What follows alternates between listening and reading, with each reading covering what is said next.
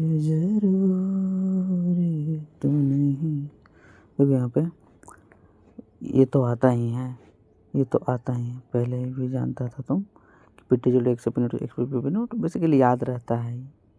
जो याद नहीं रहता वो ये वाला है 1/PT = Y A by P A nought plus Y B by P B nought. तो इसको ध्यान रखना है, ठीक है, इसको ध्यान रखना है। उसके बाद pi = CRT is M R T, ये भी याद ही रहता है। P = KH × H याद रहता है, ये दोनों भी याद रहता है। KH 1 सोलेबिलिटी है तो ये याद रखो। P0/PS अपॉन में P0 इज n/n+n।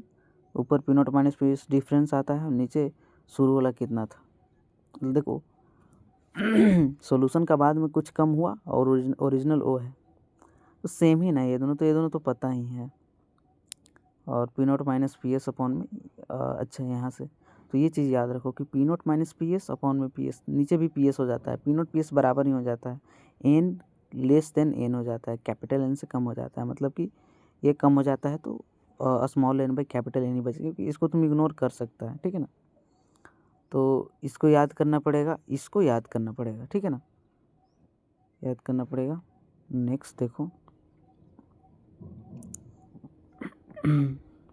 ये रहा कि इसको भी याद करना पड़ेगा। कौन सा? इसको, ये तो कम ही आता है तो याद करो मत करो, ये तो मालूम ही है, ये मालूम है, ये मालूम है, ठीक है। और ये तो यह इसको याद कर लो, pascal metre cube bar litre में क्या यूज होता है, ये क्या यूज होता है, इसको तो याद करना ही है भाई। Al2SO4 तेरे को 3 2 5 गो है, CC कैस्टोल प्रोसेस में कुछ होगा ही नहीं तो एक ही गो है, ठीक है ना। KI का 2 गो है, K2SO4 का 3 गो है, C2H5 का, BA3 का 3 2 5 गो, Na2SO3 का 3, क्योंकि SO4 माइनस उसका 2, KCl का 2, Li3 प्योर का 4, CH2 याद करना पड़ेगा बेसिकली ये। ये तो कर ही लिया कि P = KH × H था। देखो पता है इसमें थर्मोडाइनमिक्स में बहुत इंपॉर्टेंट है ये, delta H = delta U plus P2V2 minus P1V1, है ना।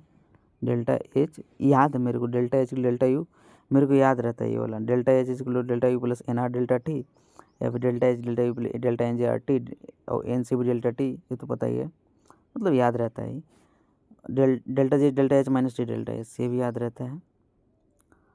देखो वर्क डन में ये चीज़ बहुत इंपॉर्टेंट है कि फिजिक्स में डेल्टा क्यू जो टोटल हम हीट दे रहे हैं वो थोड़ा इंटरनल एनर्जी में जाता है, कुछ वर्क डन करता है। तो फिजिक्स में ये है कि delta U plus delta W होता है फिजिक्स में, लेकिन केमिस्ट्री में यहाँ डेल्टा यू हो जाता है कि हम जो एनर्जी दे रहे हैं ना वो delta U plus delta W में जाएगा, delta Q plus delta W में जाएगा डेल्टा यू, तो उल्टा होता है यहाँ पर। तो यहाँ पर यही चीज़ देखो लिखा हुआ है कि फिजिक्स में वर्क डन, देखो केमिस्ट्री में क्या होता है ना कि जब तुम केमिस्ट्री की बात करो तो केमिस्ट्री का ही है, थर्मोडायनेमिक्स का ही, डेल्टा H = डेल्टा NJRT। तो फिजिक्स का जो जितना भी वर्क डन का फार्मूला है ना उसके आगे तुम माइनस लगा दो, जैसे कि तुम वो पढ़ेगा कि फिजिक्स में ये होता था एडियाबेटिक के लिए NR डेल्टा T अपॉन में 1 माइनस गामा। तो अगर तुम केमिस्ट्री का बात करेगा तो यहाँ बस माइनस लग जाएगा केम में एडियाबेटिक के लिए, ठीक है ना। तो वही चीज़ मैं बोल रहा हूँ तुमको।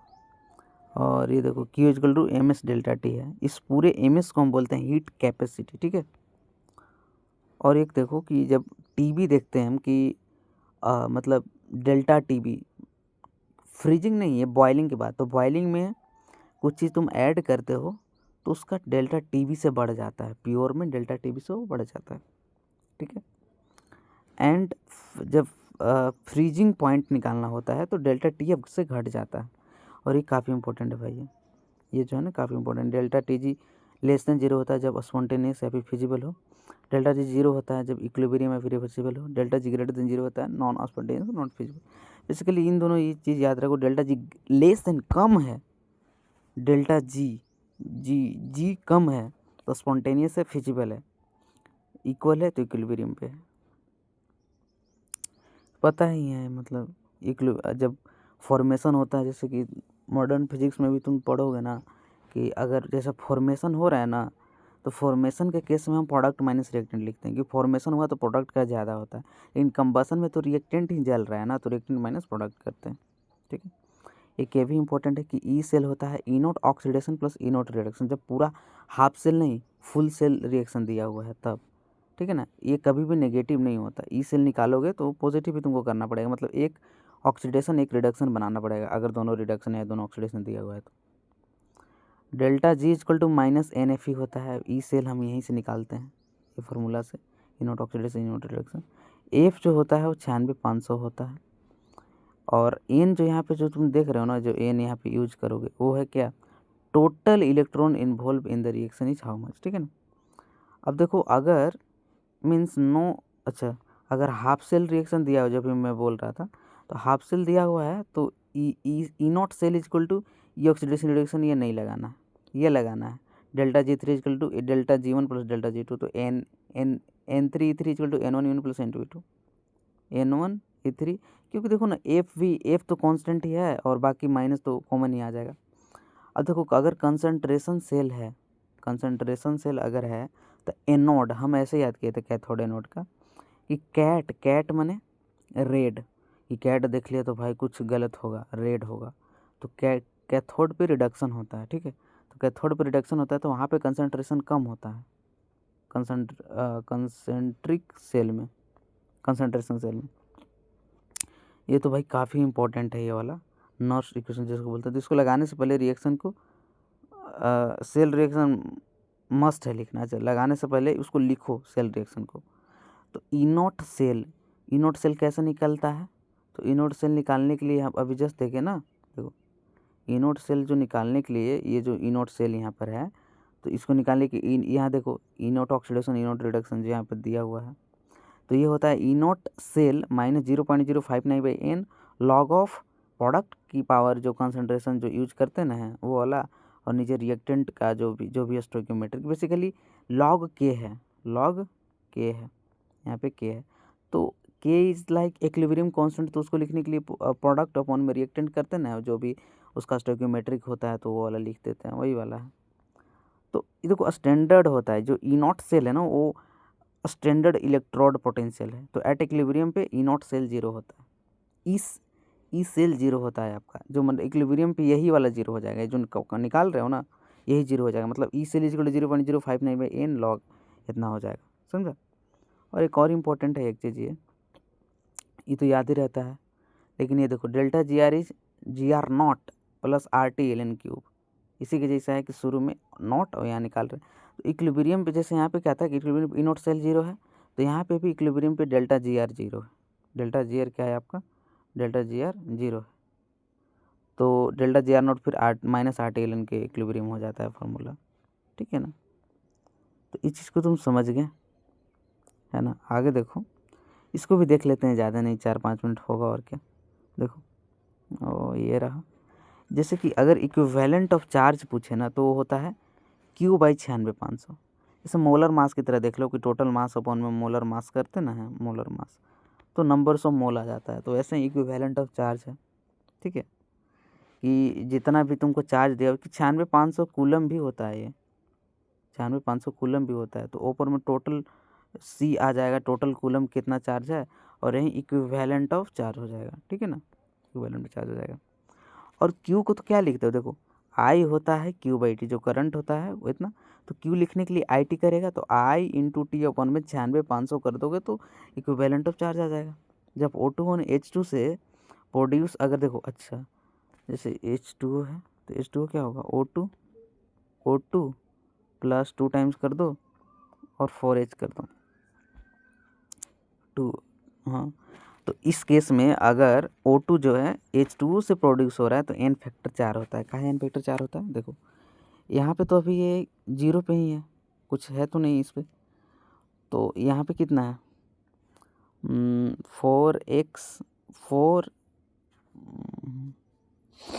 इसका निकालना है ना, तो इसका निकालना है तो ऐसे करो ना कि x-4 इज इक्वल टू 0, तो बेसिकली +4 स्टेट में है यहाँ, और यहाँ 0, मतलब चेंज कितने का है 4, लेकिन पर देखना पड़ेगा एक नहीं, अच्छा 0 ना है, तो n फैक्टर 4, अच्छा हाँ ये 0 अभी यहाँ 4,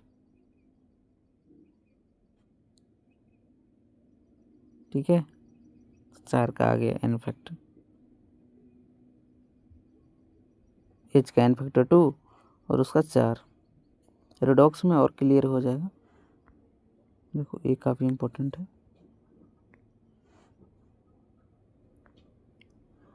कि जो एल बाई ए होता है उसको हम क्या बोलते हैं, एल बाई ए को सेल कांस्टेंट बोलते हैं। ठीक है, जैसे देखो जैसे कि आर होता है तो उसको रेजिस्टेंस बोलते हैं, वैसे ही कंडक्टेंस होता है 1/r। और रो देखो रो एल बाई ए लिखता है ना आर, तो ऐसे ही जैसे एल बाई ए है तो यहाँ जी एल बाई ए है, और वो के होता है K is equal to G L by A.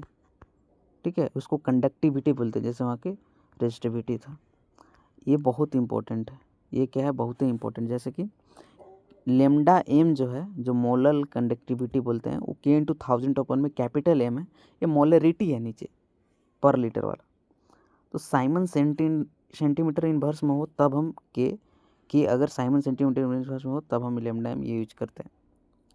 ठीक है, देखो सेंटीमीटर में है ना, सेंटीमीटर इनवर्स में है, तो अगर सेंटीमीटर है तो हम उसको क्या करेंगे, उसको दिखाएंगे कि ये सेंटीमीटर में है। सेंटीमीटर में कौन सा फैक्टर होता है, 100 वाला फैक्टर होता है, वही होता है ना कि 1 मीटर है 100 सेंटीमीटर। ठीक है, 100 सेंटीमीटर। तो अगर सेंटीमीटर में है तो दिखाने के लिए 100 को भी तो दिखाना पड़ेगा ना, तो 100 के जहाँ 1000 दिखाते हैं यहाँ। ठीक है, तो के इंटू 1000 में कैपिटल एम। वैसे ही जैसे मीटर इनवर्स, तो मीटर दिखाएगा ना अपने आप को, तो जैसे 1 मीटर लिखते हैं तो चुपचाप 1 रखेगा ऊपर, लेकिन नीचे 1000 इंटू एम आएगा, नीचे 1000 इंटू एम आएगा। हम ऊपर की बात कर रहे हैं कि अगर साइमन सेंटीमीटर इनवर्स तो ऊपर तो 100 आ गया, लेकिन यहाँ पे मीटर है तो दिखाने की कोशिश करेगा ऊपर 1 ही रहेगा मल्टीप्लाई में, लेकिन नीचे 1000 हो जाएगा। ठीक है, आगे देखो, अगर मान लो कि अगर तुमको ऐसे अल्फ़ा निकालना हो तो लेमडा एम तुमको गिवन होगा, और lambda M infinity Kohlrausch law से निकालते हैं, फिर अल्फ़ा निकालो। लेमडा एम जो इससे कैलकुलेट करोगे, इससे अपॉन में लेमडा एम की पावर इन्फिनिटी। ठीक है, ये हो गया।